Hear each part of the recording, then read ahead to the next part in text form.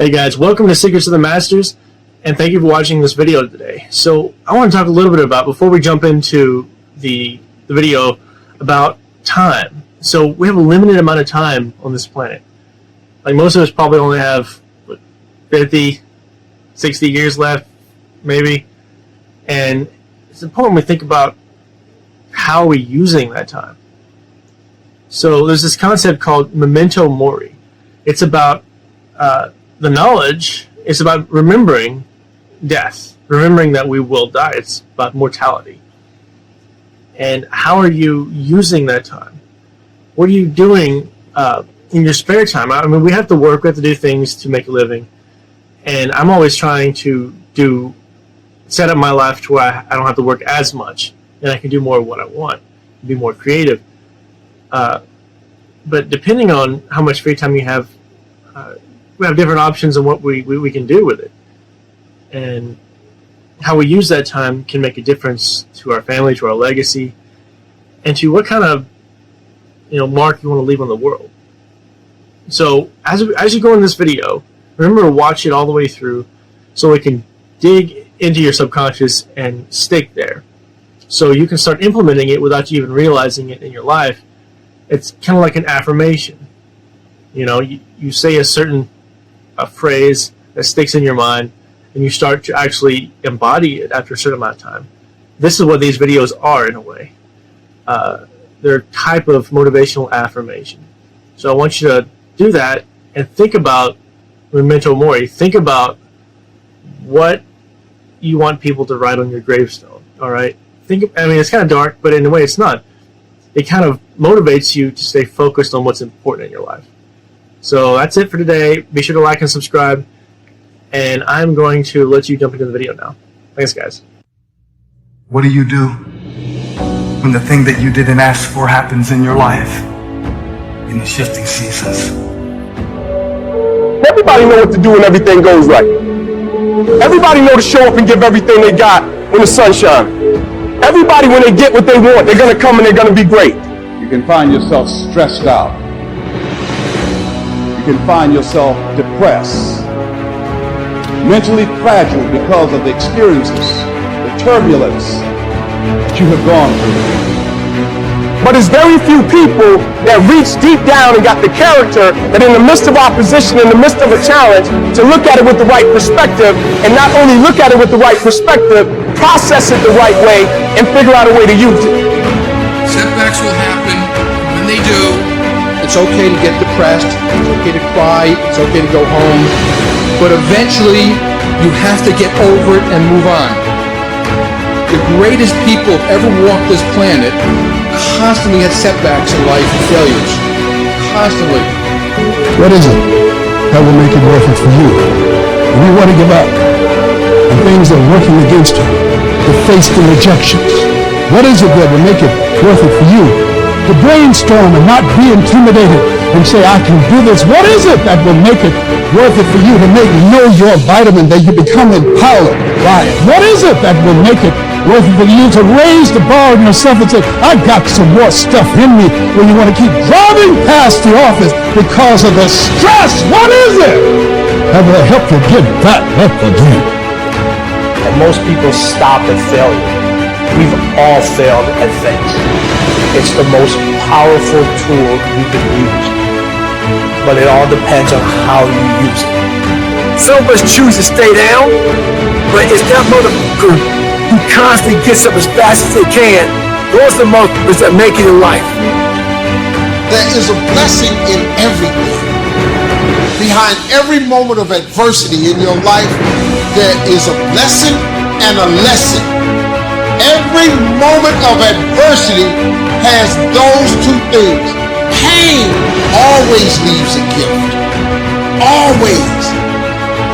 All you do is you fall down, get back up again, fall down, get back up again, fall down, get back up again. That's how you win. The depth of your struggle will determine the height of your success. You got to activate the thinker in you. Don't allow your emotions to control you. We are emotional, but you want to begin to discipline your emotion.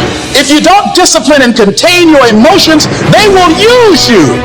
You want to monitor your inner conversations, the things that you say to yourself. You want to watch them, and in watching them, you want to take charge. You're supposed to react. You're supposed to respond. You're supposed to be down for a quick minute, but you get back up. You don't stop.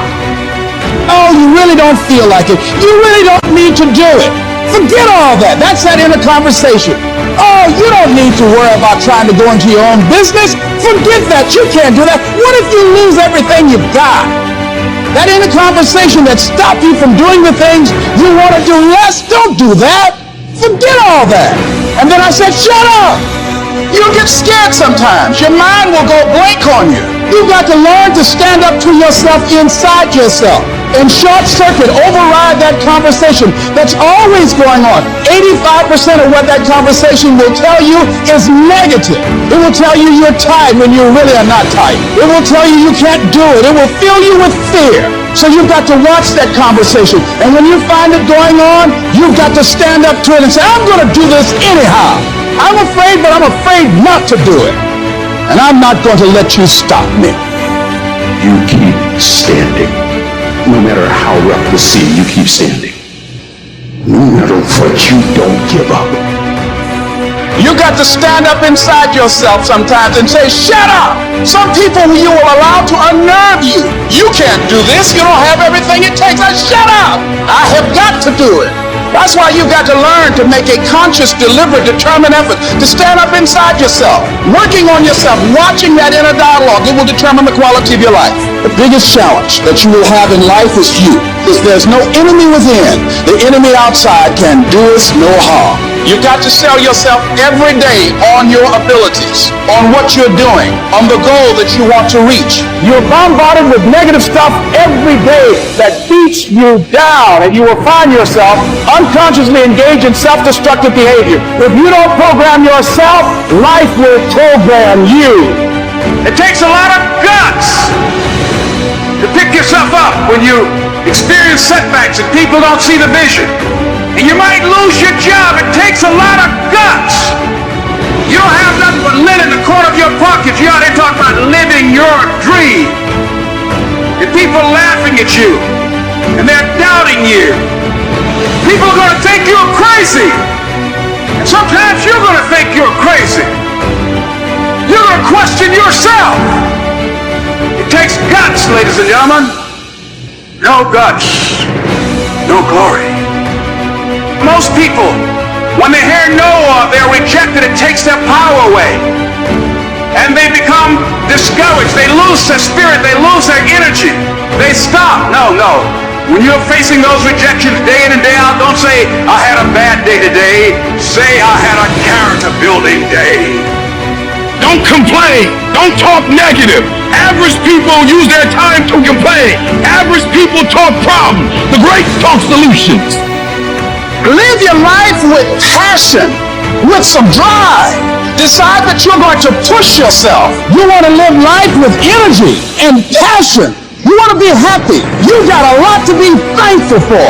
Most people won't do that. Most people give up on themselves easily. You know the human spirit is powerful. There's nothing as powerful. It's hard to kill the human spirit. What did you learn? What did you get out of that day? When you get knocked down, and you're going to get knocked down, when you run into some roadblocks and you're going to run into them, when you have some setbacks, you can always be able to bring yourself back in, knowing if someone has done it, it's possible that I can do it.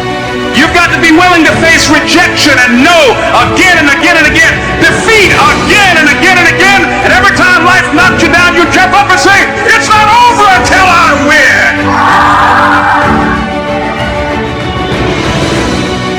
If you want a thing bad enough to go out and fight for it, to work day and night for it, to give up your time, your peace, and your sleep for it, if all that your dream and scheme is about it, and life seems useless and worthless without it, and if you gladly sweat for it and fret for it and plan for it, and lose all your terror of the opposition, position for it. And if you simply go after that thing that you want with all of your capacity, strength and sagacity, faith, hope, and confidence, and stern pertinacity, if neither cold poverty, banish or gulf, sickness or pain, a body in pain can keep you away from the thing that you want. If dogged and grim, you besiege and beset it, with the help of God, you'll get it.